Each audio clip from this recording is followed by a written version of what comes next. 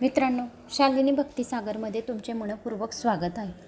तर मित्रांनो, आज आपण या व्हिडिओच्या माध्यमाने ऐकणार आहोत श्री शिव महापुराण। तर शिव महापुराण आपण बरेच काही ऐकलं, तर त्यात आपल्याला खूप काही माहिती भेटली।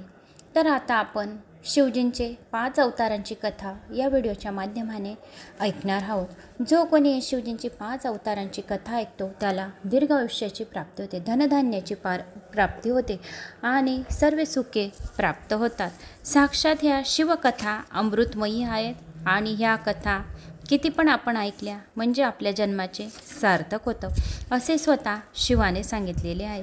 आणि शिवजींना थोडे जल अर्पण केले, तांदूळ अर्पण केले, तीळ अर्पण केली तर आपले 7 जन्माचे दुःख दारिद्र्य दूर होते। जो गळ्यात रुद्राक्ष घालतो, त्रिपुंडी भस्म लावतो आणि मुखामध्ये ओम नमः शिवाय या नामाचं जपाचं नामस्मरण करतो, तो त्याच्या जन्ममरण्याच्या फेऱ्यातून निघतो आणि त्याला शिवलोकाची प्राप्ती होते, असे स्वतः शिवाने सांगितलेले आहे। तर अशा या शिवाच्या कथा खूप काही आनंद देणाऱ्या आणि सर्व सिद्धी पूर्णपणे आपल्या सर्व सिद्धी करणाऱ्या आहेत। तर अशा या पावन कथा सर्वांनी करायच्या आणि हे अमृत सर्वांनी प्यायचे, म्हणजे हे अमृत पिल्याने आपले सर्व रोगांचे नाहीसे होते, दुःख दारिद्र्य दूर होते, असे शिवाने स्वतः सांगितलेले आहे। तर आता आपण शिवजींच्या या 5 कथा अवतारांच्या कथा ऐकणार आहोत। तर जास्तीत जास्त जणांनी ऐकाव्या आणि कोणी चॅनलला नवीन आलं असेल तर लाल बटनवर सबस्क्राईब करून घ्या, ऑलवर क्लिक करा आणि शेअर करायला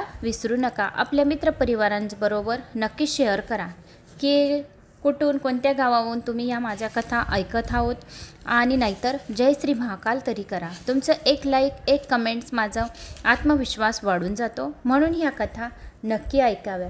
कारण शिवाला ओम नमः शिवाय शिवमंत्राचा उपदेश हा शिवजींचा मंत्रराज आहे। ओम नमः शिवाय हा मंत्र सर्व मंत्रांमध्ये मंत्रराज आहे। जो कोणी घरात 108 वेळा ओम नमः शिवाय या मंत्राचे जो कोणी घरात जर मोठं असेल कोणी, तर त्याने पण मी हा माळा केल्या तर त्या पूर्ण परिवाराला लागू होतात आणि सर्वांना त्याचे पुण्य फळ मिळते। म्हणून कोणी घरात आजी बाबा असतील त्यांनी पण ओम नमः शिवाय जप केला म्हणजे तरी पण चालेल। तुमचे मुख बघून घरातले सर्वांना प्रसन्नता प्राप्त होते आणि सर्व पापांचे नाश होते, असे स्वतः शिवाने सांगितलेले आहे। तर ओम नमः शिवाय या मंत्राचा नक्की जप करावा। तर आता आपण शिवजीच्या 5 अवतारांच्या कथा ऐकूया।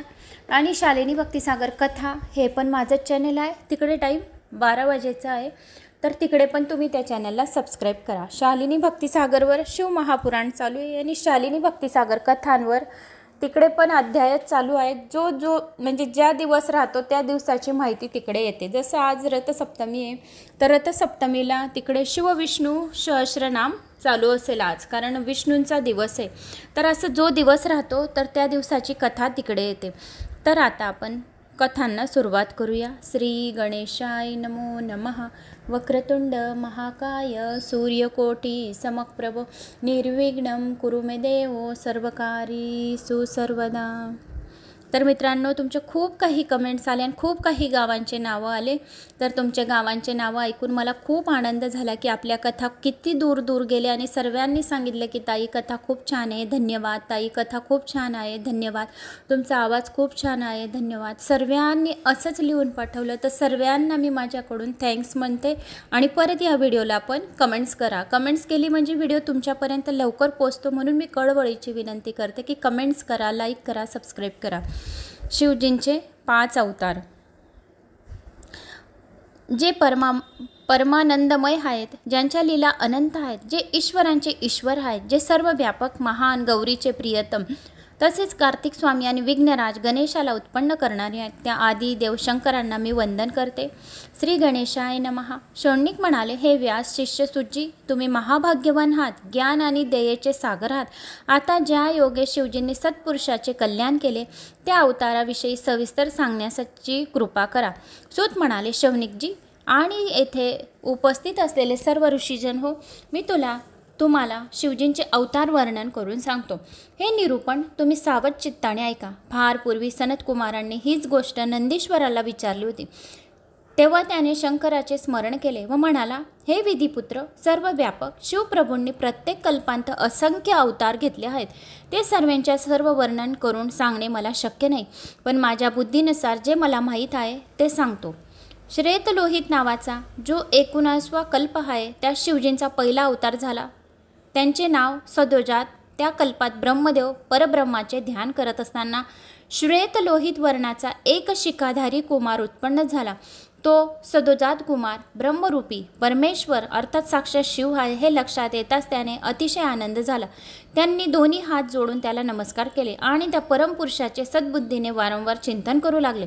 त्यांच्या चिंतनाने तेथे श्वेतवर्णाचे परमोत्कृष्ट परमविज्ञानी आणि परमब्रह्मस्त्र असे 4 यशस्वी कुमार उत्पन्न झाले. सुनंद, नंदन, विश्वनंदन आणि उपनंदन अशी ही 4 पुत्र उत्पन्न झाल्यानंतर, कुमार उत्पन्न झाल्यानंतर त्यांची नावे होती सुनंद, नंदन, विश्वनंदन आणि उपनंदन ही त्यांची कुमाराची 4 नावे. ते त्या प्रसन्न होऊन ब्रह्माजींना ज्ञान आणि सृष्टी रचनेचे सामर्थ्य दिले. त्यानंतर रक्त नामक 20वा कल्प आला. त्या कल्पात ब्रह्माजींनी रक्तवर्ण शरीर धारण केले होते. त्या कल्पात ब्रह्मदेव पुत्रप्राप्तीसाठी ध्यान करत असताना त्यांच्यातून एक पुत्र प्रकट झाला.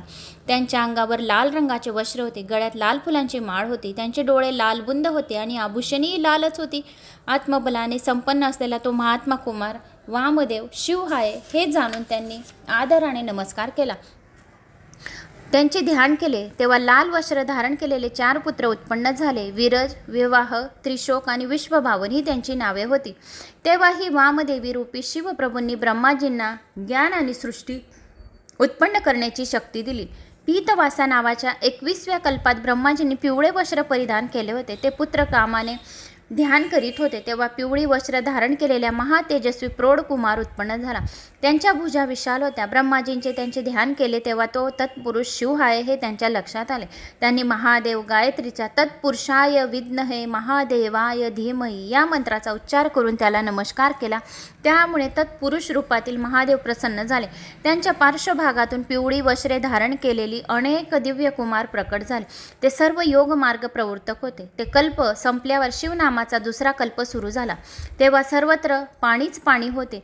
त्या जलमय अवस्थेत 1000 दिव्य वर्ष उलटून गेली. त्यामुळे सृष्टी निर्मितीची इच्छा करणारे ब्रह्माजी दुखी मनाने विचारमग्न झाले. त्या समयी त्यांच्या सम्मुख एक महातेजस्वी कुमार उत्पन्न झाला. तो कृष्ण वर्णाचा होता आणि आपल्याच तेजाने झळकत होता.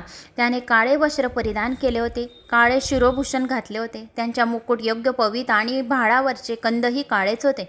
ब्रह्माजींनी आपल्या बुद्धीने तो अघोर रूपातील शिव आहे हे ओळखले. त्या भक्तवत्सल्य महामनस्वी महापराक्रमीने देवदेवेश्वर अघोराला मनपूर्वक नमस्कार केला. त्या शिव अवताराचे ध्यान केले आणि प्रियवाणीने त्यांची स्तुती केली. तेव्हा अघोर रूपातील शिवजींच्या शेजारी कृष्णवर्णाचे काळे गंध लावलेले आणि काळेच अंगराग धारण केलेले 4 कुमार प्रकट झाले. ते परम तेजस्वी शिवस्वरूप आणि महात्मा होते. कृष्ण, कृष्णश्री, कृष्णास्य, कृष्णकंठधारी ही त्यांची नावे होती. ब्रह्माजीच्या सृष्टी हेतू करता ते महात्मे घोर नामक महाअद्भुत योगाचे प्रवर्तक झाले. त्यानंतर ब्रह्माजीचा दुसरा कल्प सुरू झाला. त्यांचे नाव विश्वरूप. त्या अद्भुत कल्पात ब्रह्मदेव पुत्रप्राप्तीसाठी शिवजीचे ध्यान करत होते. तेव्हा मोठा नाद करणारी विश्वरूपा सरस्वती प्रकट झाली. त्याचप्रमाणे तशा स्वरूपात भगवान ईशान्यही अवरभूत झाले. त्यांचा वर्ण शुद्ध स्फटिका समान उज्ज्वल होता. ते सर्व आभूषणांनी शोभून दिसत होते. ईशान रूपातील त्या अजन्म सर्वव्यापी सर्वातयामी सर्व काही देणाऱ्या सुंदर रूपाच्या सर्व स्वरूप आणि व अरूप अशा शिवप्रभूंना ब्रह्माजींना अत्यंत आदराने नमस्कार केला. तेव्हा शक्तीसहित अवतरलेल्या सर्व शक्तिमान भगवानांनी त्यांचा सन्मार्गाचा उपदेश करून आपल्या प्रभावाने 4 सुंदर आणि शुभ बालके उत्पन्न केली. जटी, मुंडी, शिखंडी आणि अर्धमुंड ही त्यांची नावे होती. योगाद्वारे सद्मार्चे अनुष्ठान करून यांनी श्रेष्ठ योगगती प्राप्त केली. सनतकुमारजी, मी तुम्हाला जे शिव अवतार संक्षेपाने कथन केले त्यामुळेच त्रैलोक्यात किंबहुना संपूर्ण ब्रह्मांडात यथायोग्याने सर्वांना हितकारक असा व्यवहार प्रचलित झाला.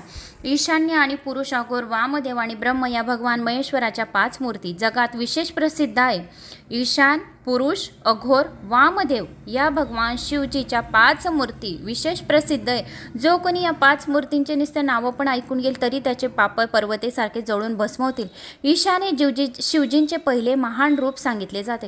हे रूप प्रकृतीचा उपभोग घेणारे असून ते क्षेत्रज्ञात स्थित असते. तत्पुरुष म्हणून प्रख्यात असलेले शिवजीचे दुसरे स्वरूप गुणांच्या आश्रयाने भोग भोगणारे असून ते सर्वज्ञात अधिष्ठित असते.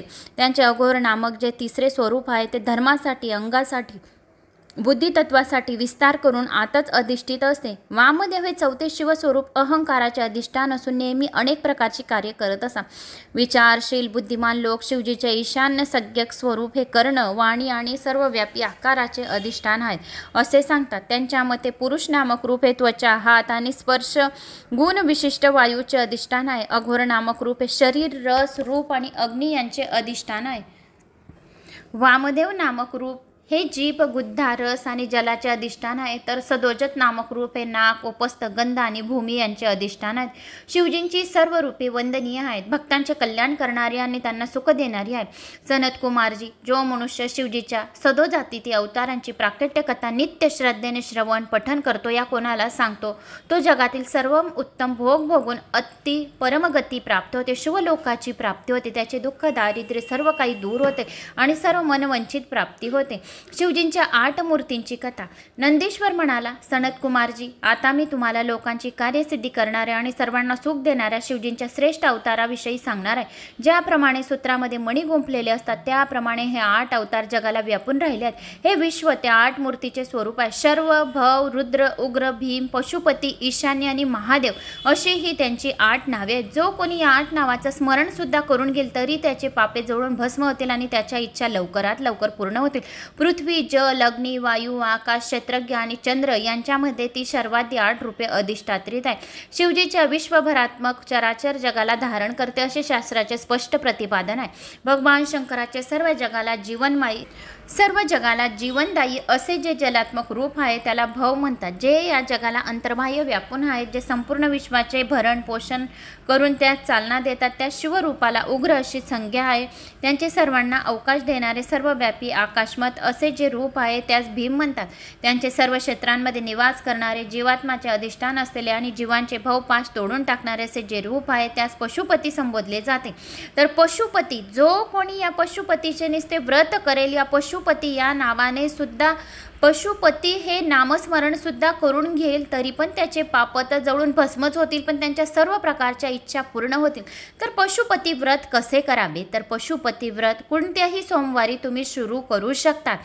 कुठल्याही सोमवार असे काही नाही तर की ह्याच महिन्यात की त्याच महिन्यात की अमावस्यानंतरच तुम्ही पशुपती व्रत केव्हाही सुरू करू शकता. तर पशुपती व्रताची विधी कशी करावी? तर पशुपती व्रत हे तुम्ही सकाळी लवकर स्नान वगैरे उठून करून तुम्ही ताटामध्ये स्वच्छ कपडे घातल्यानंतर ताटामध्ये एवढी सामग्री घ्या की तुम्हाला 2 वेळेस ती सामग्री पूर्ण होईल. तर ताटामध्ये तुम्ही तांदूळ, जव, तीळ, मूग, बेलपत्री, चंदन, लाल चंदन, भस्म, 1 पाण्याचा तांब्या असं तुमच्याजवळ जी पूजा असेल ती, आणि भाव, श्रद्धा मेन आहे. श्रद्धा आणि भाव तुमचा शिवाप्रती किती आहे हे महत्त्वाचे आहे. तर तुम्ही ताटात 2 टाईमची ती पशुपतीचे व्रत जर आहे तुमचे तर त्या सोमवारी तुम्हाला ती तितकी 2 वेळची पूजा काढायची. सकाळी तुम्हाला मंदिरात जायचं आहे. मंदिरात तुम्ही ज्या वेळेस जाणार तर ताटात जी सामग्री घेऊन गेली आहे तर अर्धी सामग्री तुम्हाला संध्याकाळी प्रदोष कालला ती पूजेमध्ये वापरायची आहे. त्यानंतर तुम्ही सकाळी मंदिरात जाऊन दिवा वगैरे लावून यायचं, आरती धूप वगैरे करायचं, कर्पूर गौरम करायचं. मग घरी यायचं आणि घरी आल्यानंतर दुपारी तुम्हाला फलहार घ्यायचा आहे, दूध फलहार घ्यायचा आहे. जर कोणी आजारी व्यक्ती असेल जर त्याला पशुपती व्रत पण करताय आणि बीपीच्या काही गोळ्या आहेत तर त्यांनी मीठ खाल्लं तरी पण चालेल, साबुदाण्याचे पापड नाही तर फलहार घ्या. तुम्हाला म्हणजे पण चटणी खायची नाही, मीठ खाऊ शकता. मग त्यानंतर तुम्हाला प्रदोष कालामध्ये 6 दिवे बनवायचे आहेत. कणकेचे 6 दिवे बनवायचे आहेत. प्रसाद बनवायचा आहे. प्रसाद एवढा बनवायचा आहे की शिव पार्वतीचा हिस्सा आणि तुमचा हिस्सा, तो प्रसाद तुम्हाला 3च जणांना खायचा आहे. शिव पार्वतीला 2 हिस्से तिथे द्यायचे आहेत आणि 1 हिस्सा आपल्यासाठी तिथून घरी आणायचा आहे. आणि 6 दिवे बनवल्यानंतर तुम्हाला 6 दिवे तुम्हाला मंदिरासमोर ठेवून घ्यायचे. 6 दिव्यांमध्ये गोल बाती लावायची. देवांना गोल बाती, देवींना लंबी बाती. तर तुम्हाला गाईचे तूप जर मिळालं तर अतिउत्तम. गाईचं तूप नसणार तर जे तूप असेल तुमच्याजवळ ते पण टाकलं तुम्ही दिव्यांमध्ये तरी पण चालेल. आणि तुम्हाला 6 दिवे शिवलिंगासमोर करत ठेवून घ्यायचे. 6 दिव्यांमधून तुम्हाला 5च लावायचे आणि 6वा दिवा आपल्या दरवाजाच्या उजव्या हाताला आपल्याला लक्ष्मी प्राप्तीसाठी लावायचे. या तुमची मनोकामना आहे त्याच्यासाठी लावायचे. तर 5 दिवे तिथे लावल्यानंतर 2 हिस्से तुम्हाला तिथेच पशुपती म्हणजेच तुम्हाला शिव पार्वतींसाठी हिस्सा काढायचा आणि आपली झोली पसारून आपला पदर पसारून तुम्ही कोणत्या कामासाठी तुम्ही हे पशुपती व्रत केले देवाला आराधना करायची. भोळा एवढा भोळा आहे की तो वाटेल तो भक्तांना देऊन देतो. फक्त पाहिजे ती श्रद्धा. कारण की देवादिदेव महादेव खूप भोळे आहेत. भोळ्या भक्तांवर लवकर प्रसन्न होतं. त्यांना कपट चपट दिखावा चालत नाही. ते भोळे साम सदाशिव नुसतं तांदूळ पण अर्पण करून दिले तरी पण भोळा साम सदाशिव आपल्या सर्व भक्तांच्या इच्छा कामना पूर्ण करतो. तर तुम्ही कोणत्या कामनेसाठी व्रत केलेले आहे तर आपल्या पदर पसरून तुम्हाला शिवजींना प्रार्थना करायची आहे आणि आपला जो हिस्सा आहे प्रसादाचा तो घरी घेऊन यायचा आहे. एक दिवा तिथून घरी घेऊन यायचा आहे आणि तुम्ही पान फूल बेलपत्री काय तिथे घेऊन गेलेले आहे त्याच्यातून एक बेलपत्री या एक फूल आणून आपले जिथे दिवे लावणार जो 6वा दिवा घराच्या उजव्या बाजूला म्हणजे घराच्या उजव्या हाताला घुसायच्या वेळेस तुम्हाला लावायचं. तुमचं जे प्रवेशद्वार आहे तर ते प्रवेशद्वारामध्ये तुम्हाला उजवा हात तुमचा कुठे येतोय तिथं तो दिवा लावायचा आहे आणि ते बेलपत्री या फूल आणलंय तर ते पण तिथे ठेवून द्या. नाहीतर आपल्या लॉकरमध्ये बी ठेवलं जिथे धनप्राप्ती ठेवतो आपण धनचा संचय करतो तिथे पण ठेवले तर म्हणजे तिथं का ठेवायचं की शिवाचा साक्षात आशीर्वाद राहतो. त्या दिवशी आपला पूजा राहतो तर आपल्या मनात पॉझिटिव्ह ऊर्जा राहते. तुम्ही जे बोलणार ते पॉझिटिव्ह ऊर्जेने होत राहतं. त्या दिवशी जे निंदा नसेल ती कोणताही उपास असो असं जरुरी नाही पशुपती व्रतच आहे तर निंदा नसेल ती कोणाची करायची नाही. जर आपण कोणाची चुगली चाळी केली पशुपती व्रत आहे या कोणत्याही उपास एकादशी असो महाशिवरात्री असो हरतालिका असो कुठलेही आपलं उपासाचं व्रत असो तर चुगली करायची नाही निंदा नसेल ती करायची नाही. जर आपण कोणाची निंदा नसेल ती करतो तर त्याचं तर चांगलं होतं पण आपल्याला आपलं जे पुण्य केलेलं आहे आपण दिवसभराच्या वेळा व्रताच्या आपल्याला काहीच पुण्यफळाची प्राप्ती होत नाही आणि आपलं उपास व्रत आहे ते व्यर्थ जातं. म्हणून ज्या दिवशी आपला उपास राहतो तर त्या दिवशी चुगली करायची नाही. असं जरुरी नाही की आज उपास आहे तर आज चुगली करायची नाही लगेच दुसऱ्या दिवशी चुगली करायची त्याविषयी तर चुगली करायचीच नाही आहे. कोणी काय पण करो काय पण राहो त्याचा इंटरफेअर करायचा नाही कोणाच्या मध्ये जायचं नाही आणि त्याच्या मध्ये पडायचं नाही. आपण आपला स्वतःला एवढं बिझी करायचं की आपल्याला त्याची चुगली करायला काय त्याचा विचार करायला पण आपल्याला वेळ मिळायला नको. असं आपण एवढे बिझी राहायला पाहिजे. दिवसभर आपण आपले नित्यकर्म करायला हवे म्हणजे आपल्याला त्या पुण्यफळाची प्राप्ती होईल. शिवजींची अशी तुम्हाला पूजा पाठ करायची. 6वा दिवा आपल्या घराच्या प्रवेशद्वाराला लावायचा आहे आणि संध्याकाळी तुम्हाला परत तुम्ही जेवणामध्ये काय बनवताय मुगाची डाळ पोळी बनवली तर अतिउत्तम. बिना कांदा लसणची पण बिना कांदा लसण नाही पण कांदा लसण पण टाकला तरी पण चालेल पण मुगाची डाळ बनवून शिवजींना लाडूच्या चुरम्याचा नैवेद्य पण देऊ शकतो आपण. नाहीतर आपण जो प्रसाद आणलेला आहे तो प्रसाद अगोदर आपल्याला जेवायला बसू त्यावेळेस सर्वात प्रथम आपल्याला तो प्रसाद खायचा आहे आणि पशुपतीचे आपल्याला 5 असे व्रत करायचे आणि 6व्याला आपल्याला उद्यापन करायचे तर तिथं श्रीफळ वगैरे ठेवायचं आहे. तर असे हे पशुपतीचे व्रत 5 सोमवार आपण करू शकतात. तर 4 उपास जर झाले तर 5व्याला आपण उद्यापन करून 21 रुपये या श्रीफळ 108 पण 6व्याला आपल्याला 108 बेलपत्री नसणार. 108 बेलपत्री मिळाली तर अतिउत्तम आणि नाही मिळाली तर 108 मुगाचे दाणे 108 तांदळाचे दाणे असे अर्पण करून एक श्रीफळ अर्पण करून 21 रुपये त्या पेटीमध्ये दान दक्षिणा देऊन आपण आपले संपूर्ण पशुपतीचे व्रताचे असं उद्यापन विधी आणि व्रत आहुती करून घ्यायचा. अगोदर संकल्प घ्यायचा. पहिल्याच सोमवारी तुम्हाला संकल्प घ्यायचा आहे. हातात पाणी घ्यायचं आहे. हळद कुंकू चावल अक्षत फूल घेऊन तुम्ही कोणत्या कामासाठी पशुपती व्रत करत आहेत तर शिवशंभू तुमचे 5 व्रत करणार तितक्यातच तुमची इच्छा संपूर्ण पूर्ण करेल. शिवशंभू 3 महिन्यातच इच्छा पूर्ण करतो पण तो वाटेल तो त्या भक्ताला देऊन टाकतो तर तुमचं ते इच्छा 6व्या महिन्यातच पूर्ण करेल. शिवाला पानाचा विडा अर्पण करा. शिवाला पानाचा विडा खूप आवडतो. बेलपत्री अर्पण करा. खीर शिवाला खूप आवडते तर खीर अर्पण करा. तर असे तुम्हाला हे पशुपतीचे व्रत करता येतील. तर त्याचासुद्धा उल्लेख या पशुपती व्रताचं संबोधलेले आहे. म्हणून पशुपती हे रूप शिवजींना खूप आवडतं आणि ते पशुपती व्रत सूरज संबोधले जाते. महेश्वराचे सर्व जगाला प्रकाशित करणारे जे सूर्यात्मक रूप आहे त्यात ईशान्य म्हणतात. आपल्या अमृतमयी किरणांनी सर्व जगाला शांत व आल्हादित करणारे त्यांचे जे चंद्रात्मक रूप आहे त्यास महादेव म्हणतात. परमात्मा शिवजीचे आत्मा आल्हादित करणारे त्यांचे चंद्रात्मक रूप आहे म्हणून त्यांना महादेव असे म्हणतात. आणि आत्मा हे 8वे रूप आहे. मूर्त अमूर्त अशा सर्व मूर्तींना व्यापून आहे म्हणून समस्त विश्व शिवमय आहे. ज्याप्रमाणे वृक्षाच्या मुळांना पाणी घातले जाते त्यांच्या फांद्या पल्वित होतात त्याप्रमाणे शिवजीचे पूजन केले असता शिवस्वरूप विश्व परिपुष्ट होतात. आणि ज्याप्रमाणे पुत्र पौत्राधिकांना सुख देतात, आनंद देतात, धनधान्य देतात आणि ते सुखात आनंद पाहून पित्याला प्रसन्न वाटते त्याप्रमाणे आपल्या भक्तांना आनंद पाहून शिवजींना परम संतोष वाटतो. कारण शिव हे आपले परम पिता आहे आणि आपण त्यांची मुलं आहेत. म्हणून शिवजींना आपण पूजा पाठ अर्चना केली, माळा जपल्या, फूल अर्पण केलं तर ते पिता आहे, जगत पिता आहे. तर त्या जगत पित्याला खूप प्रसन्नता वाटते. हे विश्व शिवात्मक असल्यामुळे जो विश्वावर प्रेम करतो त्याच्याविषयी कर्तृत्वावर राहतो त्याला शिवप्रभूंचा कृपा प्रसाद आपल्या आपण प्राप्त होतो. म्हणून जो कोणी देहधारी प्राण्याचे अनिष्ट करतो तो शिवजींच्या अष्टमूर्तींचे अनिष्ट करतो यात संशय नाही. या अष्टमूर्तींच्या रूपाने भगवान शंकर संपूर्ण विश्वात अधिष्ठित आहे. सर्वांना सर्व काळ सनिंद आहेत, सर्वांवर उपकार करण्यासाठी तत्पर आहेत. म्हणून ज्यांना स्वतःच्या कल्याणाची इच्छा आहे त्यांनी परमभक्तीने शिवजीची सेवा केली पाहिजे. आता शिवप्रभूंचे अर्धनारी नररूपची कथा. नंदीश्वर म्हणाले, अर्धनारी नररूपची कथा शिवाची आपण ऐकूया. नंदीश्वर म्हणाले, सनत कुमारजी, आता मी तुम्हाला शिवजींच्या अर्धनारी नर नावाचे जे अनुपम रूप आहे त्याविषयी सांगतो. सृष्टीच्या आरंभी ब्रह्माजींनी ज्या प्रजा उत्पन्न केल्या त्यांचा विस्तार झाला नाही त्यामुळे ते दुःख व्याकुळ होऊन चिंता करू लागले. तेव्हा आकाशवाणी झाली, हे ब्राह्मण, तुम्ही मैथिनी प्रजा निर्माण करा. त्या आदेशानुसार ब्रह्माजींनी मैथिनी सृष्टी उत्पन्न करण्याचा विचार केला. पण तत्पूर्वी भगवान शिवजींनी स्त्रियांचे कुळ निर्माण केले नसल्यामुळे मैथिनी प्रजा कशी निर्माण करायची असा ब्रह्माजींना प्रश्न पडला. तेव्हा शिवजींच्या कृपेशिवाय हे कार्य सिद्धीत जाणार नाही हे लक्षात घेऊन त्यांनी तपश्चर्या करण्यास सुरुवात केली. त्यांनी परमेश्वर शिव आणि पराशक्ती शिवा यांच्या संयुक्त रूपाचे हृदयात ध्यान करून प्रदीर्घ काळ अनुष्ठान केले आणि त्या आराधनाने भगवान शंकर प्रसन्न झाले. त्यांनी आपल्या कामदा मूर्तीमध्ये प्रवेश केला आणि अर्धनारी नर रूपाने ब्रह्माजी सम्मुख गेले. शिव आणि शिवाचे ते एकत्रित रूप पाहून ब्रह्माजींना फार आनंद झाला. त्यांनी भगवानांना दंडवत प्रणिपात केला आणि दोन्ही हात जोडून विनम्रपणे भावाने स्तुती केली. तेव्हा विश्वकर्ता महादेव गंभीर वाणीने म्हणाले, हे वत्स, तुमच्या मनात काय आहे ते मी तत्व जाणले आहे. तुम्ही प्रजेची वृद्धी व्हावी या उद्देशाने तप केले.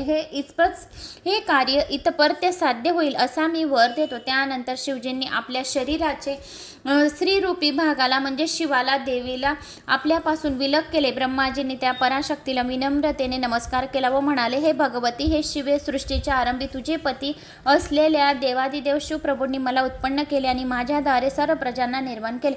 परंतु मी निर्माण केलेली ही देवादिक मानसिक सृष्टी कितीही वेळा उत्पन्न केली तरी हिचा विस्तार होत नाही. म्हणून मी स्त्री पुरुष सममागातून उत्पन्न होणाऱ्या सृष्टीची निर्मिती करून प्रजाची वृद्धी करू इच्छितो. परंतु त्यासाठी आवश्यक असलेले स्त्रियांचे कुळ निर्माण केले.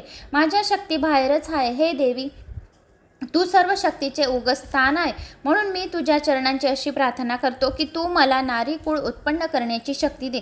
तसेच चराचर जगाच्या वृद्धीसाठी आपल्याच एक सर्वसमर्थ रूपाने माझा दक्ष नावाचा जो पुत्र आहे त्याची कन्या हो.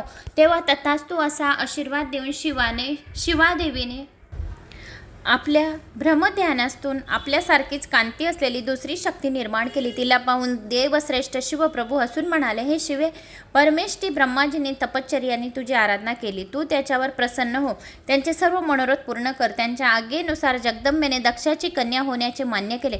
अशा प्रकारे ब्रह्माजींना अनुपम शक्ती प्रदान करून शिवादेवी शिवजीच्या शरीरात लीन झाले. भगवान शंकर ही अंतर्धान पावले. तेव्हापासून जगात स्त्रियांचे कुळ अस्तित्वात आले आणि मैथिनी सृष्टीला आरंभ झाला.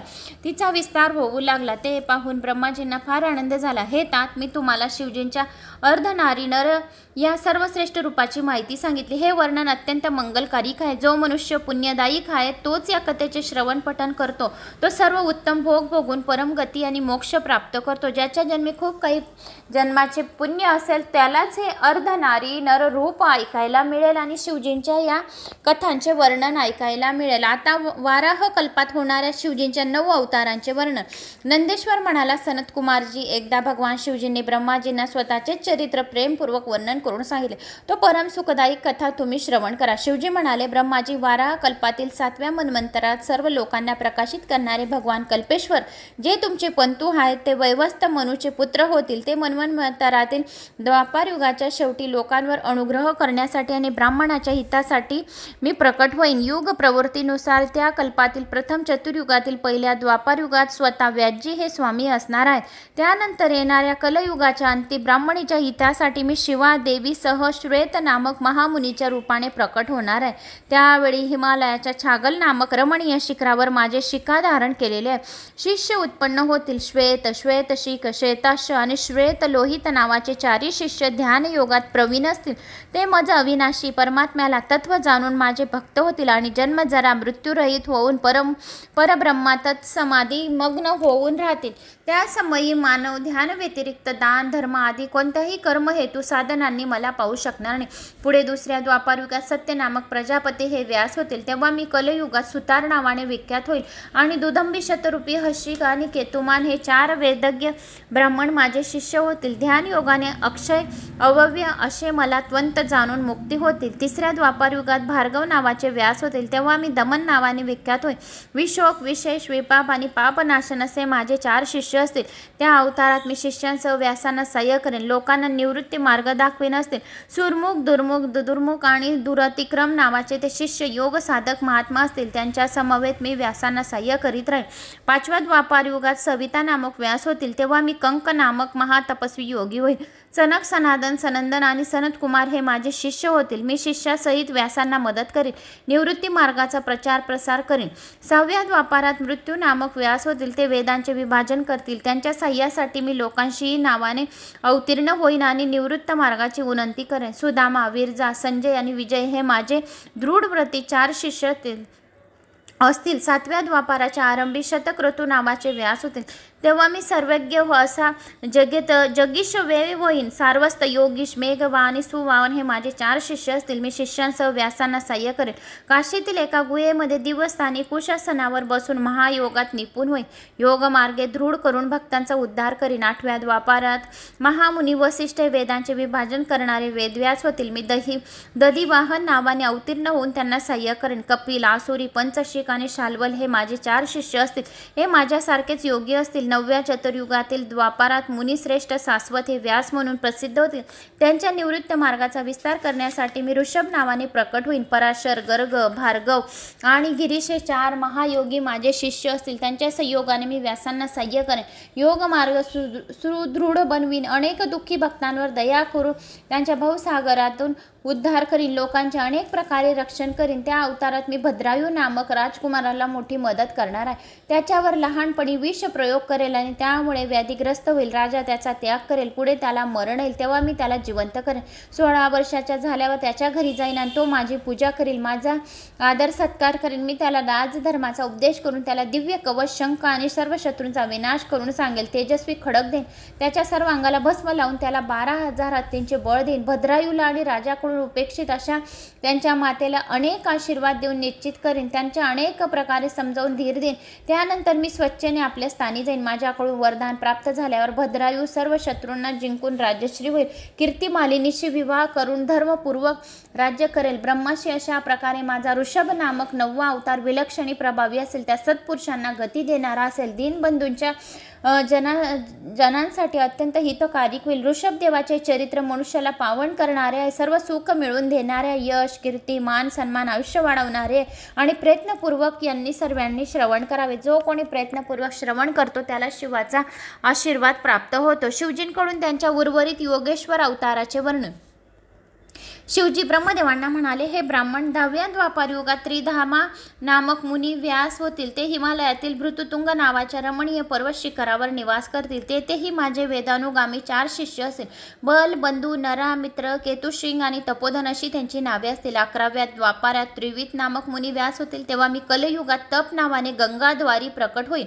लंबोदर, लंबाक्ष, केशलंब आणि प्रबलंग हे माझे 4 दृढवत्य शिष्य होतील. 12व्या चतुर्युगातील द्वापार युगात शततेज वेदवेजा नावाचे वेदव्यास होतील. ते युग समाप्त झाल्यानंतर कलयुगामध्ये स्वर्ण कवच धारण केलेल्या अत्रि रूपाने प्रकट होऊन व्यासाच्या सार्यात निवृत्त मार्गाचा प्रचार करेन. त्यावेळी सर्वज्ञ समबुद्ध साध्य आणि शर्व नावाच्या 4 उत्तम योगी माझे शिष्य होतील.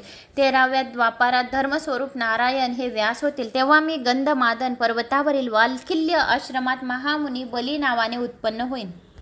नंदीश्वर म्हणाला, सनतकुमारजी, अशा प्रकारे परमात्मा शिवजींनी ब्रह्माजींना वैवस्वत मन्वंतरातील सर्व युग चौकडातील योगेश्वर अवतारांची थोडक्यात माहिती सांगितली. हे विभो, हे 28 व्यास अवतारातील प्रत्येक चतुर्युगातील प्रत्येक द्वापारात क्रमशः होतात.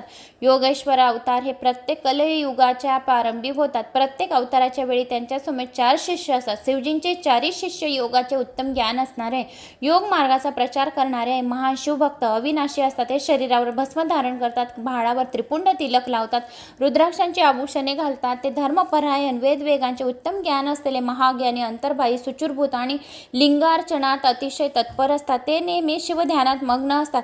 हे योगावर निष्ठा असणारे व जितेंद्रिय असतात. अशा प्रकारे 28 द्वापारामध्ये शिवजींचे एकूण 112 शिष्य आणि 112 रूपे इथे द्वापार युगात सांगितले आहे. हे ब्रह्मपुत्र, याप्रमाणे मी तुम्हाला 28 युगाच्या क्रमाने मनूपासून कृष्ण अवतारापर्यंत सर्व अवतारांचे लक्षणांचे वर्णन कथन केले.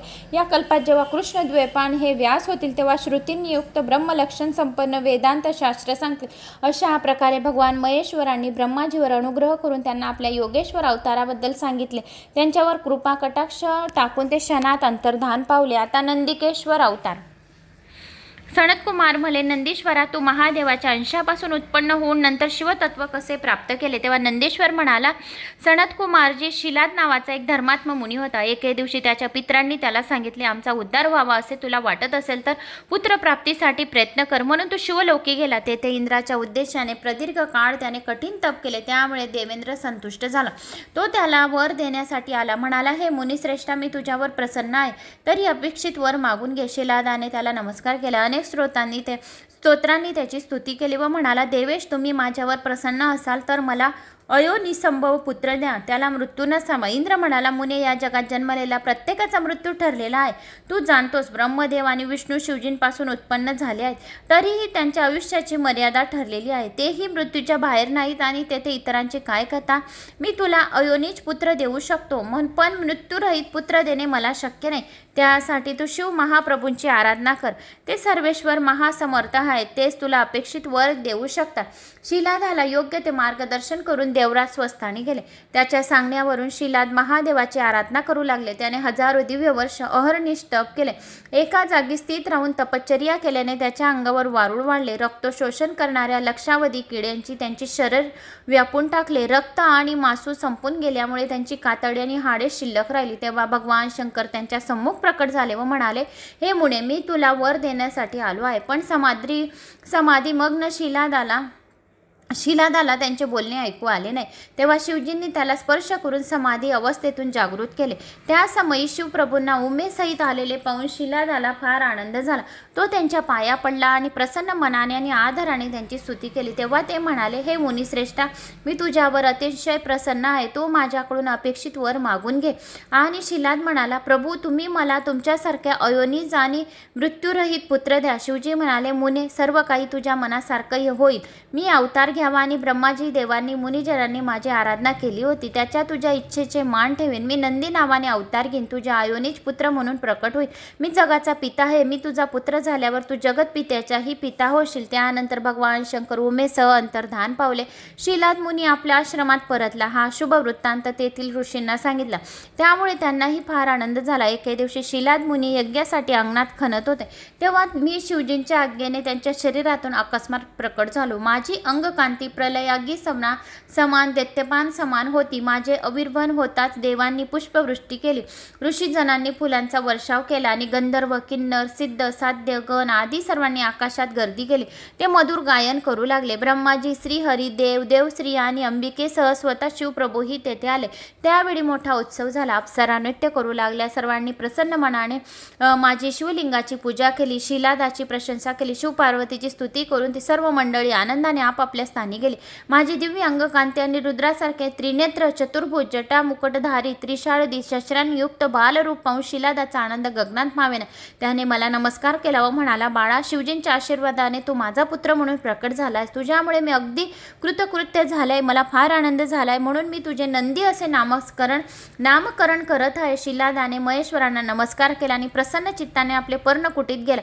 एखादा निर्धन मनुष्याला धनाचा साठा व्हावा, ठेवा धनाचा हंडा सापडावा, तसा त्याला आनंद झाला. तो कुटीमध्ये गेल्यावर मी ही रूप सोडून सामान्य मनुष्य शरीर धारण केले, पण त्याने स्वतःला सावरले, मला प्रेमाने जवळ घेतले आणि कोड कौतुक केले. मग जात कर्मादी सर्व संस्कार केले. मी 5 वर्षाचा होईपर्यंत शिलादाने मला सर्व वेद आणि शास्त्र शिकवली. मी 7 वर्षाचा झालो तेव्हा आदर तिथे गेले. त्या महात्म्य मुनीश्वरांनी माझे अवलोकन केले व म्हणाले, शिलादेजी, हा तुमचा पुत्र सर्व शास्त्रांमध्ये पारंगत आहे, महाविद्वान आहे. हे जरी खरे असले तरी त्यांचे आयुष्य फार थोडे आहे. आम्ही अनेक प्रकारे नीट विचार केला, पण हा वर्षभरच जगेल हे अगदी सत्य आहे. त्याचे बोलणे ऐकून शिलादाच्या पायाखालची जमीनच सरकली. मला हृदयाशी कवटाळून तो आक्रोश करू लागला. तो एकदम मूर्छित पडला. काही वेळा महत प्रयासाने शुद्धीवर आला व सर्व काही चालले आहे. मला काहीच कळेना. मी शिवचरणाचे स्मरण केले आणि म्हणालो, बाबा, तुम्ही कशासाठी दुःख करत आहात? तुम्ही का रडत आहात? तुमचे शरीर असे थरथर का कापत आहे? मला सर्व सांगा बरं. तेव्हा शिलाद म्हणाला, बाळा, तू अल्पायुष्य आहेस, वर्षभरात मरणार आहे, म्हणून मी दुःखाने व्याकुळ होऊन रडत आहे. माझे दुःख कोण दूर करेल? मी कोणाला शरण जाऊ? त्याची व्यथा जाणून मी सात्वनपणे मृदू शब्दांनी त्यास धीर दिला आणि म्हणालो, बाबा, तुम्ही हे काय बोलताय? देव, दानव, मानव, यमराज किंवा काळ यांच्यापैकी कोणीही मला मारू शकत नाही. त्यामुळे मी अल्पायुष्य असण्याचा प्रश्नच उद्भवत नाही. हे मी अगदी सत्य सांगतो, म्हणून तुम्ही दुःख करू नका. तेव्हा तो म्हणाला, बाळा, हे सर्व तू कशाच्या आधारावर बोलत आहेस? तुझे काय तप आहे? काय ज्ञान आहे? तुझा कोणता योग आहे ज्याच्या योगाने माझे दुःख दूर होईल?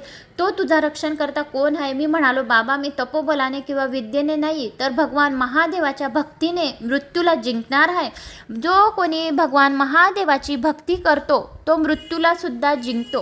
देवादी देव महादेव हे मृत्यूला जिंकणारे आहे. त्यांची भक्ती करणाऱ्यांना मृत्यूला जिंकतो. त्याचा कसाही जर काळ आलेला असेल तर तो काळ त्याचा नाहीसा होतो आणि महाकाल त्याला दीर्घ आयुष्य देते आणि त्याच्या चरणांपाशी, शिवलोकांपाशी जागा देतो. साक्षात शिव त्याला वाचवायला येतो आणि मृत्युंजय मंत्र या जपाने जो कोणी जपतो तर त्याला पण दीर्घ आयुष्याची प्राप्ती होते. जो कोणी शिवलिंगाला आपले डोके आणि दोघी हात ठेवून जर मृत्युंजय मंत्र करत राहिला आणि त्यावेळेस जर यमदूत आपल्याला घ्यायला आलाय तर त्याला यमदूताला आपल्याला घेऊन जाऊ शकत नाही, कारण तो मृत्युंजय मंत्र शिवाला टच केलेला आहे. शिवाला धरून तो मृत्युंजय मंत्र जपत आहे, तर त्याला यमदूत हात लावणार नाही. जर यमदूतने हात लावला तर यमदूत दंडकारण बनेल, असे स्वतः शिवाने सांगितलेले आहे.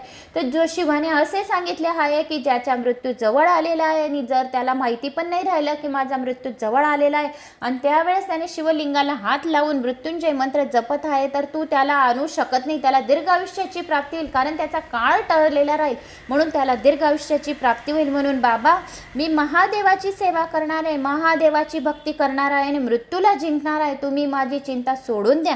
त्यानंतर मी पित्याच्या चरणांना वंदन केले आणि त्यांना एक प्रदक्षिणा घातली आणि तपश्चर्याच्या उद्देशाने वनाचा रस्ता धरला. नंदेश्वराला वरप्राप्ती आणि त्याच्या विवाहाचे वर्णन. नंदेश्वर म्हणाला, सनत कुमारजी, शिलाद हा माझा पुत्र, माझा पिता. त्याचे वंदन करून मी घराबाहेर पडलो. फिरत शिलाद हा माझा पिता, मी त्यांचा पुत्र. त्याला वंदन करून मी घराबाहेर पडलो. फिरत एका निर्जन अरण्यात प्रवेशलो. त्या अरण्यातून एक नंदी वाहत होती. तिच्या उत्तर तीरावरील पवित्र आणि एकांत स्थानी स्थित होऊन मी शिवजीच्या उद्देशाने कठीण तप करण्यास सुरुवात केली. आपल्या हृदयरूपी कमळा 3 नेत्र, 10 भुजा आणि 5 मुखे असलेलं शांत स्वरूप सदाशिवाच्या एकाग्रतेने ध्यान करून रुद्रमंत्राचा जप करू लागलो. माझ्या आराधनाने भगवान शंकर प्रसन्न झाले. ते पार्वतीसह प्रकट झाले व म्हणाले, शिलाद पुत्रा, तुझे उत्तम तप पाहून मी संतुष्ट झालो आहे, तरी इष्ट वरदान मागून घे. त्या समयी भगवान शिवप्रभूंना पाहून मला अत्यानंद झाला. मी त्यांच्या चरणावर मस्तक ठेवले, भक्तिभावाने त्यांची स्तुती केली, साश्रुष्णयाने त्यांना अनेकदा वंदन केले. तेव्हा भगवानांनी मला दोन्ही हातांनी उठवले, माझ्या अंगावरून प्रेम हात फिरवला, माझ्याकडून कृपादृष्टीने पाहिले व म्हणाले, बाळा, तू तर माझ्यासारखाच आहेस, मग तू तुला मृत्यूचे भय कसले? तू माझ्यासारखाच बलवान होशील, अजर अमर दुःखरहित अव्यय अक्षय होशील, माझ्या गणांचा नायक होऊन नित्य माझ्या जवळ राहशील.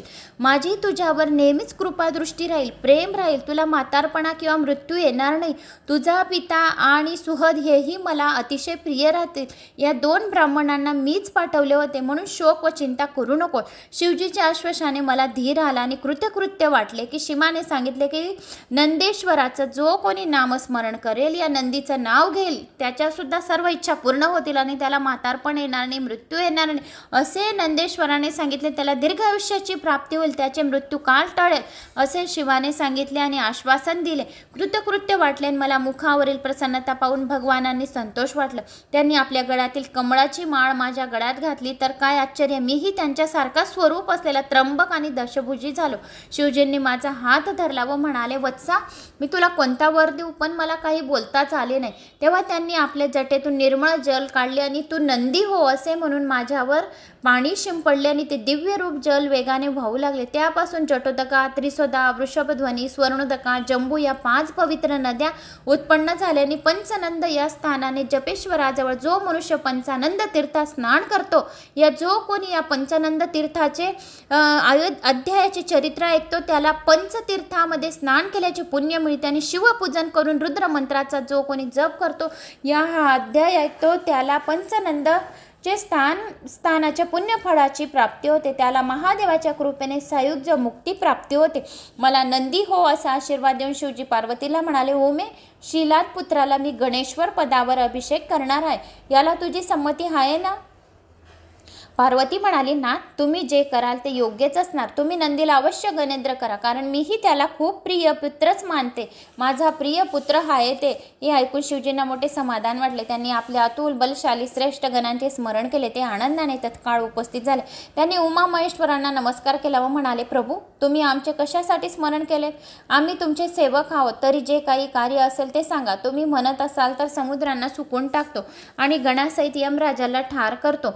मृत्यू, महामृत्यू अथवा वृद्ध ब्रह्मदेवाचा संहार करतो. देवासहित इंद्राला, पार्षदासहित विष्णूंना व दानवासहित क्रोधित महादेवांना पकडून आणतो. आज कोणाला घोरदंड द्यायचा असेल तर किंवा कार्यसिद्धी झाली म्हणून मोठा उत्सव करायचा असेल तर तेही करतो. तुम्ही फक्त आज्ञा द्या. तुमचे कार्य करण्यास आम्ही नेहमीच उत्सुक असतो. आपल्या वीरगणांचे बोलणे ऐकून शिवजींना त्यांची प्रशंसा केली. त्यांना माझा परिचय करून दिला व म्हणाले, आजपासून या नंदीला मी तुम्हा गणांचा अधिपती म्हणून घोषित करत आहे. माझा समस्त प्रिय गणांमध्ये हाच मुख्य असेल. तुम्ही याचा मान ठेवून यांच्या आज्ञेत राहावे. आता तुम्ही सर्वांनी अभिषेकाची तयारी करा. सर्व गणांचा नेता गणनायकाचा अध्यक्ष झाला आहे. हे ऐकून तेथे आलेले सर्व शिवगणांना खूप आनंद झाला. शिवजींचे म्हणणे मान्य करून ते अभिषेकाची सिद्धता करू लागले. त्या समय शिवप्रभूच्या आज्ञेने ब्रह्माजी, श्रीहरी, इंद्रासहित सर्व देव, महाज्ञानी ऋषी, तपस्वी मुनी त्वरेने तेथे आले. ब्रह्माजींनी शिव आज्ञाने मला अभिषेक केला. मग श्रीहरी, इंद्रादी देव, लोकपाल आदी सर्वांनी क्रमाने अभिषेक केले. देवांनी व ऋषीमुनींनी माझी स्तुती करून जय जयकार केला. त्यानंतर ब्रह्माजीच्या आज्ञेने मरुतांची सुंदर व सुलक्षणी कन्या सुयशा हिच्याशी माझा विवाह लावून देण्यात आला. मंगल प्रसंगी मोठा उत्सव करण्यात आला. मला व सुयशाला मनोहर सिंहासनावर बसवण्यात आले. माझ्यावर चंद्रासमान तेजस्वी छत्र धरण्यात आले. अन्य स्त्रिया चांबरे ढाळू लागल्या. महालक्ष्मीने मला मुकुटाने दिव्य अलंकार घालून सजवले. देवीने मला आपल्या कंठातील दिव्य हार दिला. वृषभ, हत्ती, सिंहध्वजा दिली. त्या समय मला रथ, सुवर्णहार अशा अनेक भेटवस्तू मिळाल्या. विवाहानंतर आम्ही दोघांनी शिव, पार्वती, ब्रह्माजी, श्रीहरी आदी सर्व श्रेष्ठींना जोडीने नमस्कार केला. त्यांचे आशीर्वाद घेतले. तेव्हा शिवप्रभू म्हणाले, नंदेश्वरा, मी तुझ्यावर आणि सुयशवर प्रसन्न आहे. तुम्ही दोघेही मला खूप प्रिय आहात. माझी आणि पार्वतीची तुमच्यावर नेहमी कृपादृष्टी राहील. हे नंदेश्वर, तू माझ्यावर अलोट प्रेम करणारा, परमेश्वर संपन्न, महायोगी, महाधनुर्धर, अजय, सर्वांना जिंकणारा, महाबलवान आणि सर्वांना पूजनीय होशील. जेथे मी तेथे तू असशील. जेथे जेथे तू तेथे तेथे मी उपस्थित असेल. तुझा पिता आणि पितामह हेही माझे भक्त, महाबलवान, परमेश्वरवान आणि समृद्ध गणाध्यक्ष होतील. माझ्या वरदानाने तुम्हा सर्वांना माझे सानिध्य प्राप्त होईल. शिवजींना आशीर्वाद दिल्यावर पार्वती म्हणाली, वत्सा, तू माझ्याकडून अपेक्षित वरदान मागून घे. मी तुझ्या सर्व अभिष्ट मनोकामना पूर्ण करेन. मी म्हणालो, माते, तुझे आशीर्वाद हेच माझे सर्वात मोठे धन आहे. मी आणखी काय मागू? तुझ्या चरणावरील माझी भक्ती उत्तरोत्तर उद्दिगंत हो आणि तेव्हा सर्व काही तुझ्यावर मनासारखे हो असे आशीर्वाद देऊन सुयशा म्हणाली, मुली, मी तुला एक उत्तम वर देते. तुला 3 नेत्र असतील, तू जन्मबंधनातून मुक्त होशील, तुला पुत्र पौत्राधिक संत सौख्य लाभेल, तुझी माझ्यावर आणि आपल्या स्वामींवर दृढ भक्ती राहील. सनत कुमारजी त्यानंतर शिवजींच्या आज्ञेने ब्रह्माजी, श्रीहरी सर्व देवांनी आम्हा दोघांना प्रसन्नतेने अनेक वर दिले. त्यानंतर भगवान महेश्वर पार्वतीला, मला आणि सुयशला घेऊन गणसमुदायासह आपल्या घरी गेले. त्यांची प्रशंसा करत सर्व देव उपस्थित मान्यवर आनंदाने आपापल्या स्थानी गेले. हे महामुनी, अशा प्रकारे मी तुम्हाला माझ्या अवतारांबद्दल विस्ताराने सांगितले.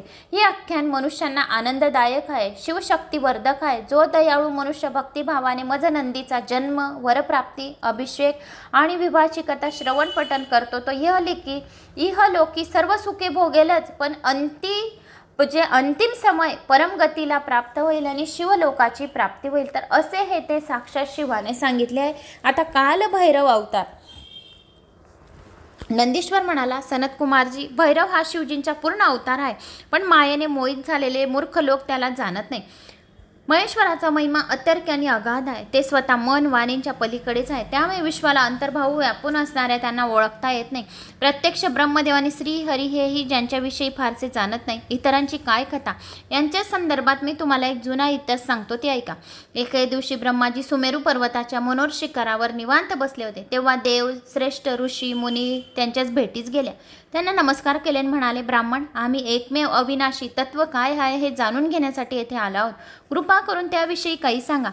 तेव्हा शिवमायेने मोहित झालेले ब्रह्माजी म्हणाले, देवांनो आणि ऋषींनो, मी तुम्हाला परम अविनाशी तत्व नीट वर्णन करून सांगतो, तरी लक्ष देऊन ऐका. मीच ते परम अविनाशी, नित्य, अक्षय, अज, अभव्य आणि एकमेव तत्व आहे. मी सनातन ब्रह्म आहे, अनादि आणि निरंजन आत्मा आहे. मीच विश्वाला उत्पन्न करणारा, त्याला धारण करणारा, त्याला प्रवृत्त करणारा आणि स्वतः प्रकट होणारा एकमात्र परमेश्वर आहे. मी सर्वांचा भोक्ता आहे. माझ्याहून श्रेष्ठ कोणीही नाही. त्या समयी श्रीहरी तेथेच होते. ब्रह्माजीचे बोलणे ऐकून त्यांना राग आला. शिवमायेने मोहित होऊन ते म्हणाले, ब्राह्मण, तुम्ही योगयुक्त असूनही असे मूर्खासारखे कसे बोलता? ते परमतत्व तुम्हीच जाणत नाही, म्हणून ही वाचाळता करत आहात. वस्तू मीच सर्व लोकांचा करता, परमपुरुष आणि परमात्मा आहे. मीच यज्ञ, मीच मायेचा अधिपती आणि मीच विश्वाची परमगती आहे. माझ्या आज्ञेनेच तुम्ही सृष्टीची उत्पत्ती करता, हे कसे विसरता? तुम्ही माझा अनादर केला तर या जगात जीवन राहणार नाही, हे लक्षात ठेवा. त्यानंतर दोघांची एकच जुंपली. श्रेष्ठत्वावरून त्यांच्यात मोठा वादविवाद झाला. त्या समयी चारी वेद मूर्त स्वरूप धारण करून तेथे आलेले होते. ब्रह्माजी आणि श्रीहरी त्यांच्यापाशी गेले व म्हणाले, वेदांनो, या विश्वात तुम्हाला मोठी प्रतिष्ठा आहे. सर्वत्र तुम्हालाच प्रमाणात मानतात. अविनाशी तत्व काय आहे हे तुम्हीच योग्य प्रकारे सांगू शकता. त्यांचे म्हणणे ऐकून चतुर्वेदांनी शिवप्रभूचे स्मरण केले व म्हणाले, आमचा निर्णय तुम्हाला मान्य करावा लागेल असे आम्ही सांगू लागले. तेव्हा दोघे म्हणाले, तुम्ही जे सांगाल ते आम्ही प्रमाण मानू.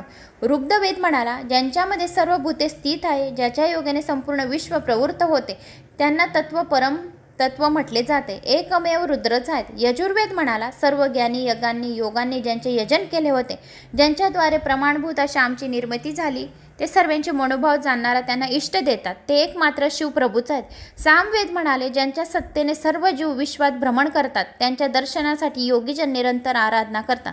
ज्यांच्या तेजाने हे समस्त जग प्रकाशित आहे, त्र्यंबक शिवप्रभूच आहेत. अर्थवेद म्हणाला, ज्यांना कैवल्य म्हटले जाते, ते सुख दुःखादी भेदाच्या पलीकडे आहेत.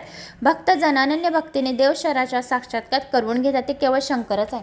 वेदांचे बोलणे ऐकून ब्रह्माजी आणि श्रीहरी यांना खूप मोठे नवल वाटले. त्यांचा अपेक्षा भंग झाला आणि ते म्हणाले, वेदांनो, तुम्ही हे काय बडबड करत आहात? तुमचे ज्ञान कोठे गेले? तुमची बुद्धी कुंठित झाली की काय? प्रथमनाथ शिवजी नेहमी ओमेच्या सहवासात रममाण असतात, दिगंबर अवस्थेत असतात आणि नेहमी धुळीने माखलेले असतात. त्यांना तुम्ही परब्रह्म कसे काय म्हणतात? पीतवर्ण कुरूप वेशधारी, जटा वाढलेल्या बैलावर स्वार होणारे, सर्पाचे आभूषण धारण करणारे, निसंग राहणारे शिवजी परमतत्व परमब्रह्म कसे असू शकतील? ब्रह्माजी आणि श्रीहरी यांनी अनेक प्रश्न उपस्थित केले आणि वेदांच्या निर्णयावर मोठा आक्षेप घेतला. त्यांचे बोलणे ऐकून सर्वत्र स्थिती असलेल्या मूर्तिमंत ओंकार म्हणाला, लीला रूपधारी भगवान रुद्र सनातन ज्योती स्वरूप आहेत. त्यांना महान शक्तिधारी आहेत. ते नेहमी आपल्या शक्तीबरोबरच राहतात आणि ती आनंदरूपिणी शक्ती नित्य आहे. अशा प्रकारे वेदांनी प्रणवांनी सत्यस्थितीत सांगून ब्रह्माजी आणि श्रीहरी यांचे अज्ञान नष्ट केले आणि श्रेष्ठत्वावरून त्यांच्यातील वादविवाद चालूच राहिला। तेव्हा त्या दोघांमध्ये मोठी ज्योत प्रकट झाली, तिच्या दिव्य प्रकाशाने भूमी आणि नभी मंडळ भरून गेले। ज्योतीमध्ये त्यांना एक अद्भुत पुरुष दिसला। तेव्हा ब्रह्माजीचे 5वे मस्तक आम्हा दोघांमध्ये हा पुरुषाकार कोण आहे असा विचार करू लागला। तेव्हा ते पुरुष अन्य कोणी नसून नील लोहित वर्णाचे शिवजी आहेत त्यांच्या लक्षात आले। भाललोचन आहेत, सर्पधारी आहेत, चंद्ररूपी भूषण धारण केलेले आहेत, हाती त्रिशूळ घेतलेल्या शंकरांना पाहून ब्रह्माजी म्हणाले, हे नील लोहिता रुद्रा, घाबरू नकोस, मी तुला ओळखतो, तू माझ्या मस्तकावरून प्रकट झालायस आणि रडू नकोस म्हणून मी तुझे रुद्र असे नामस्मरण केले। पुत्रा, तू मला शरण ये, मी तुझे रक्षण करेन। ब्रह्माजीचे अहंकारयुक्त बोलणे ऐकून नील लोहित रुद्रदेवांना अतिशय आनंद झाला। त्यांनी भयंकर आणि भयदायक असा एक पुरुष उत्पन्न केला।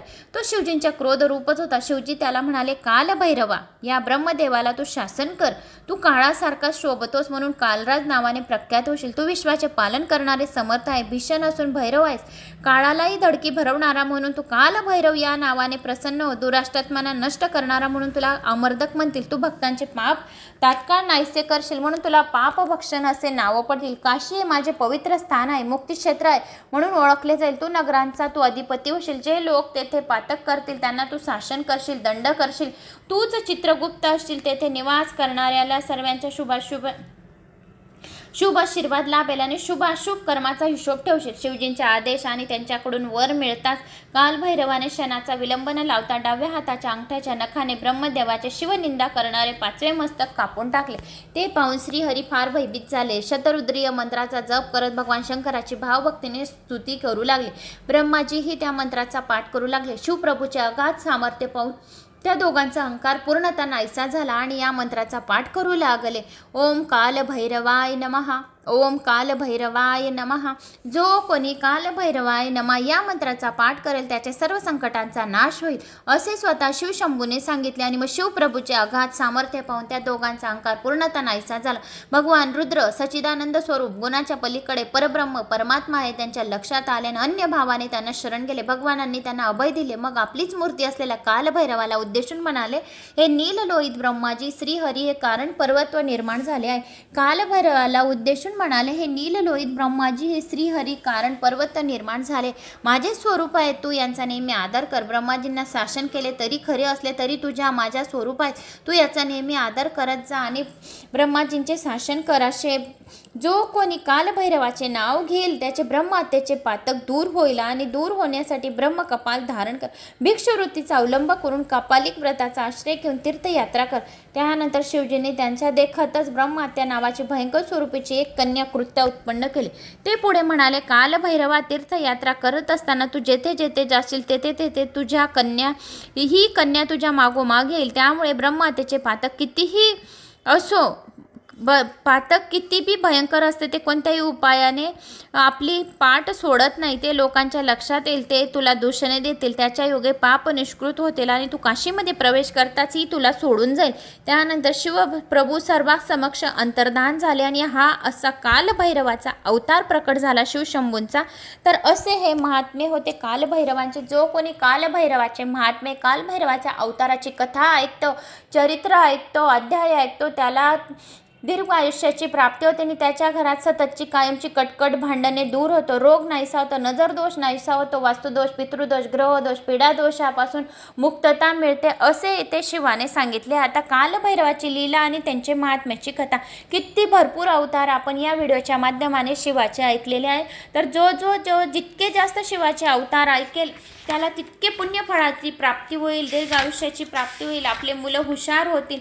तर शिवशंभूच्या असे अनेक अवतारांच्या कथा पुढे दिलेल्या आहेत। तर संपूर्ण या अवतारांच्याच कथांचे व्हिडिओ आहेत। तर आपले हे नशीब की आपल्याला शिवशंभूच्या एवढ्या अवतारांच्या कथा आपल्याला घर बसले ऐकायला मिळतात। जो कोणी शिवशंभूच्या अवतारांच्या कथा आपण ऐकल्या तरी त्याला घर बसले 12 ज्योतिर्लिंग तीर्थाचे पुण्यफळाची प्राप्ती होते, 4 धाम यात्रा केल्याचे पुण्यफळाची प्राप्ती होते असे स्वतः शिवाने सांगितले। आता कालभैरवाची लीला आणि त्यांचे महात्मे या व्हिडिओच्या माध्यमाने ऐकणार आहोत। नंदीश्वर सनत कुमारांना म्हणाला, हे महाप्राज्ञ, भगवान शिवजींच्या आशीर्वादाने भैरव काळाचाही काळ झाला।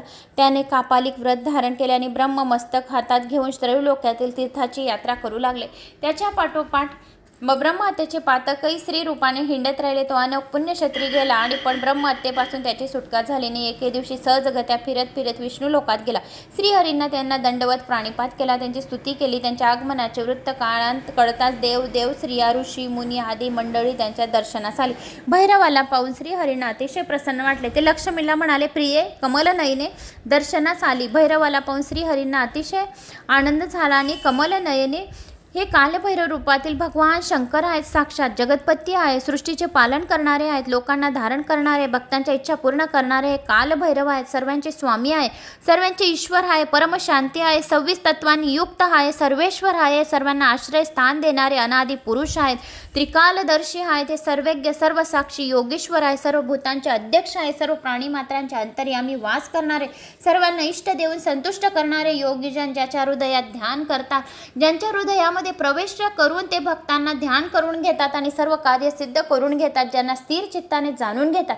हे सर्वव्यापी रूपरहित परमात्मा सगुण साकार रूप धारण करून आपल्या येथे आले आहेत. ते स्वच्छंद लीला करतात, ज्याचे चरित्र वर्णन केल्याने मनुष्य जन्म मरण्याच्या शृंखलेतून सुटतो आणि त्याचे किती पण मोठे कर्ज राहिले तरी त्याचे कर्ज दूर होतो. ज्या मुलामुलींचे लग्न जुळत नाही त्यांचे लग्न जुळायला लागतात, ज्यांच्या काही इच्छा पूर्ण नाही होत त्यांच्या सर्व इच्छा पूर्ण करतात, जे निसंतान आहे त्यांना संतांची प्राप्ती होते, जे बोलत नाही त्या बोलायला लागतं, जो पांगळा आहे तो पळायला लागतो, जो बहिरा आहे तो ऐकायला लागतो. अशा या शिवशंभूच्या जो कोणी या कथा ऐकतो जन्म मरणातून शृंखलेतून सुटतो, ज्याच्या दर्शनाने मोक्षच मिळतो. हे शिव महाप्रभू आज स्वतः येथे आले आहेत. त्याच्या पदस्पर्शाने आज माझं घर परमस्थान पवित्र झाले, ज्याच्या दर्शनाने आपले नेत्र सफल झाले. आपण खरोखरच धन्य झाला. श्रीहरी कालभैरवाला उद्देशून म्हणाले, हे विभो, हे देवादिदेव त्रिलोचन, तुम्ही त्रैलोक्याचे अधिपती आहात, ब्रह्म कपाल घेऊन हिंडत आहात, भिक्षा मागत आहात, फिरत आहात, तुमची काय लीला. आणि भैरव हसून म्हणाला, श्रीहरी मी डाव्या हाताच्या अंगठ्याच्या नखाने ब्रह्माजीचे शिर कापले. ऐकून श्रीहरींना मोठे नवल वाटले. ते म्हणाले, भैरव रूपातील महादेवाची तुम्ही स्वतः विघ्नाचे निवारण करणारे आहात, स्वच्छंद विहार करणारे आहात, तुमच्या लीलेचा कोणालाही थांग लागत नाही. तुम्ही लीलाधारी आहात, नट नारी अर्धनारेश्वर आहात, तुमच्या लीला अखाद आहे, तुमच्या खूप अवतारांच्या कथा ऐकल्या. मग मी प्रत्येक कल्पात तुमच्यापासून अनेक ब्रह्मांड उत्पन्न होतात, नंतर तुम्ही जगाचा लय करतात. तुम्हाला ब्रह्महत्येचे पातक लागत ते काय? तुम्ही पराधीन नाही, स्वतंत्र आहात. तुमच्या गळ्यात ब्रह्म अस्तित्वाची माळ आहे. तुमचे स्मरण केल्याने मनुष्याची ब्रह्महत्यादी दुर्धरे पातक सहज नष्ट होतात. जो कोणी ओम नमः शिवाय सुद्धा म्हणून दिलं, या तुमचं स्मरण मात्र केलं तरी त्यांचे ब्रह्महत्यासारखे मोठे मोठे पापे नष्ट होतात. असे असताना तुमच्या मागे ब्रह्महत्या कशी लागेल? सूर्याजवळ अंधार राहू शकत नाही, त्याप्रमाणे तुमच्याजवळ पाप राहू शकत नाही. जो कोणी तुमचं नामस्मरण करतो त्याच्या शरीरामध्ये पापाची कधीच राहू शकत नाही, पाप प्रवेश करू शकत नाही आणि पापच राहू शकत नाही. असे असताना ब्रह्महत्येचे पातक नाहीसे होते आणि तुम्ही कापालिक व्रत करत आहात, त्रैलोक्यातील तीर्थाची यात्रा आहात. तुमचे नामस्मरण करणाऱ्याला 12 ज्योतिर्लिंग तीर्थाचे पुण्यफळाची प्राप्ती होते आणि 12 गंगे स्नानमध्ये स्नान केल्याचे पुण्यफळाची प्राप्ती होते. म्हणून मला मोठे कुतूहल वाटत आहे, पण कोणत्याही निमित्ताने का होईना तुम्ही येथे आलात. तुमच्या परम मंगल अमृतमयी दर्शनाचा मला सहवास झाला. आता मला खूप आनंद दिलात, हीच आमच्यासाठी मोठी भाग्याची गोष्ट आहे. शिव हे प्रत्येकाच्या घरोघरी सूक्ष्म स्वरूपात जातात, जिथे शिवच्या पूजा चालू असतात. शिवपुराण कथन करतं, शिवपुराण वाचतात, ज्याच्या घरी शिवपुराण राहतं, या जिथे शिवपुराणाच्या कथा श्रवण केल्या जातात त्या घरात साक्षात शिव सूक्ष्म स्वरूपाने राहतात आणि भक्तांच्या इच्छा पूर्ण करतात. तर तुम्ही येथे येऊन आम्हाला खरोखर धन्य केले आणि तुम्ही आमच्या घरी साक्षात आला. अशी कृपा दृष्टी एवढीच विनंती आहे माझी की आपले मनोगत व्यक्त करून श्रीहरांनी लक्ष्मीला भैरवाला भिक्षा घालण्यास सांगितली. तिने मनोरवती नामक भिक्षा त्यांच्या पात्रात ठेवली. तिचा स्वीकार करून भैरव अनंतर जाण्यास निघाले. ब्रह्महत्यादी त्यांच्या पाठोपाठ निघाली. तेव्हा श्रीहरी म्हणाले, ब्रह्महत्ये तू कशासाठी त्यांच्या मागे जातास? त्यांना सोडून दे बरं. तेव्हा तिने फार समर्क उत्तर दिले. ती म्हणाली, भगवान या निमित्ताने का होईना मला भैरव रूप शिवजीचे दर्शन घडत आहे, त्यांच्या सेवेची संधी प्राप्त होते. त्या योग्य मी स्वतःला पवित्र मानत आहे. त्या दोघांचे संभाषण ऐकून भैरव रूपी शिवजींना परम संतोष वाटला. श्रीहरींना उद्देशून म्हणाले, लक्ष्मीपतीद्वारी आलेला भिक्षू त्यांच्याशी आदरपूर्वक मधुर संभाषण केल्याने जितका संतुष्ट होतो तितका चांगली भिक्षा घातल्याने तरी होत नाही. तुम्ही सज्जनांना योग्य असेच बोललात. तुम्ही तुमच्यावर प्रसन्न तर अपेक्षित वर मागून घ्या. हे ऐकून श्रीहरींना फार आनंद झाला. ते म्हणाले, हे महाप्रभू तुम्ही देवांचे देव आहात, त्रिकालदर्शी आहात, तर मला आता तुमचे दर्शन झाल्याने मी खूप धन्य झालेलो आहोत, यात काही संशय नाही. मला तुमच्या पावन चरणाचा कधी वियोग होऊ नये एवढीच विनंती आहे, या व्यतिरिक्त मला काहीही नको. श्रीहरांनी त्यांना पुन्हा एकदा नमस्कार केला आणि तेव्हा ते विष्णू सर्व काही तुमच्या मनासारखे होईल, तुम्हाला देवांना सर्व देण्याचे सामर्थ्य प्राप्त होईल असा आशीर्वाद देऊन भैरव काशी नगराकडे गेले. काशी अविमुक्त क्षेत्री आहे. जो कोणी काशीचं स्मरण अर्चन करतो, काशी क्षेत्र विश्वनाथ, काशी विश्वनाथाचं स्मरण पण करून घेईल तरी त्याची पापे जोडून भस्म होईल आणि काशी तीर्थयात्रेच्या पुण्यफळाची प्राप्ती होईल. आता महाशमशान असे संबोधले जाते. काशी अविमुक्त क्षेत्र म्हणून विशेष प्रख्यात आहे, त्याला आनंदवन महाशमशान असे संबोधले जाते. भैरवाने काशीत प्रवेश करताच ब्रह्महत्या भाकार करत पाताळात निघून गेले. ब्रह्माजीचे मस्तकही त्याच्या हातून खाली जमिनीवर पडले, ते कमलमोचन नामक तीर्थ म्हणून बनले. काशीमध्ये प्रवेश करेपर्यंत ब्रह्मदेवाचे मस्तक भैरवाच्या हाताला दृढतेने अखंड चिटकून राहिले होते.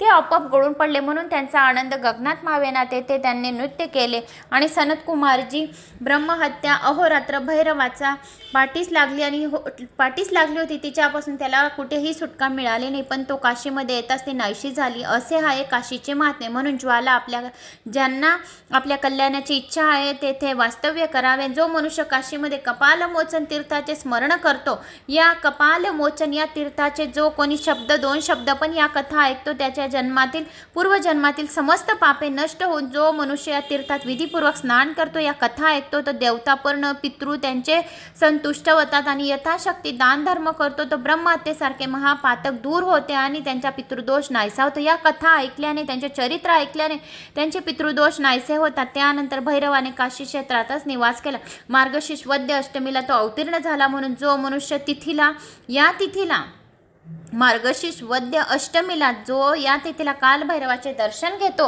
त्याची पूजा करतो, त्याच्या उद्देशाने व्रत करतो, जागरण करतो, त्यांचे महापाप नष्ट होते. दुसऱ्या ठिकाणी राहून तो जो हे व्रत आणि जागरण करतो, तोही पापमुक्त होऊन श्रेष्ठ गती प्राप्त करतो. कालभैरवाचे महात्म्य फार थोर आहे. त्याच्या दर्शनाने मनुष्याची अनेक जन्माची सहस्रावधी पातके नष्ट होतात. जर तुम्ही आता हा अध्याय श्रवण करून घेतलेला आहे, तर तुमच्या दर्शन मात्राने मनुष्याचे, जर तुमच्या मुखाचे पण कोणी दर्शन करून घेईल तरी त्याचे अनेक जन्माची सहस्र हजारो पातके नष्ट होतात. जे लोक भैरवाच्या भक्तांशी द्रोह करतात तो महामूर्ख होतो, त्यांना दुःख यातना भोगाव्या लागतात. जो काशीमध्ये राहून भैरवाचे भजन करत नाही, त्याचे पापभार शुक्ल पक्षातील चंद्रासारखे वाढतच जाते. जो मनुष्य काशीमध्ये राहून कृष्ण अष्टमीला किंवा मंगळवारी दररोज कालराजाची सेवा आराधना करत नाही, त्यांचे पुण्य कृष्ण पक्षातील चंद्रासारखे क्षीण होत जाते. जो मनुष्य भैरवाची उत्पत्ती, कालभैरव अष्टकाचे स्तोत्र, ब्रह्महत्येचे पातके पासून मुक्तता मिळते. जो कोणी कालभैरव अष्टक ऐकतो, त्याचे अनेक ब्रह्महत्येसारखे पातकापासून मुक्त झाल्याचा हा पवित्र इत्या श्रद्धेने श्रवण करतो, या कालभैरव अष्टक पवित्र स्मरण करतो, तो सर्व पापांपासून मुक्त होतो. कारागृहात बंदिवास झालेल्या, त्याहून अधिक विपत्तीमध्ये अडकून व्याकुळ झालेल्या मनुष्याहून हे भैरव आख्यान ऐकले तर त्यांची सर्व प्रकारच्या दुःखापासून आणि त्रासापासून सुटका होते. त्याला दीर्घ आयुष्याची प्राप्ती होते, धनधान्याची प्राप्ती होते आणि त्यांच्या मुलाबाळांच्या प्रगती होतात. 7 जन्माचे दुःख दारिद्र्य दूर होते. असे हे कालभैरव अष्टकाचे चरित्र होते आणि लीला होते आणि महात्म्य होते. तर मित्रांनो, मला अशी आशा आहे की तुम्हाला संपूर्ण खूप साऱ्या अवतार शिवजींचे कथा सांगितल्या तर तुम्हाला आवडल्या असतील. आवडल्यास एक लाईक करा, चॅनलला सबस्क्राईब करा. जो कोणी या कथा ऐकतो त्याला हजारो रुद्र अभिषेकात केल्याचे पुण्यफळाची प्राप्ती होते आणि दीर्घ आयुष्याची प्राप्ती होते, धनधान्याची प्राप्ती होते.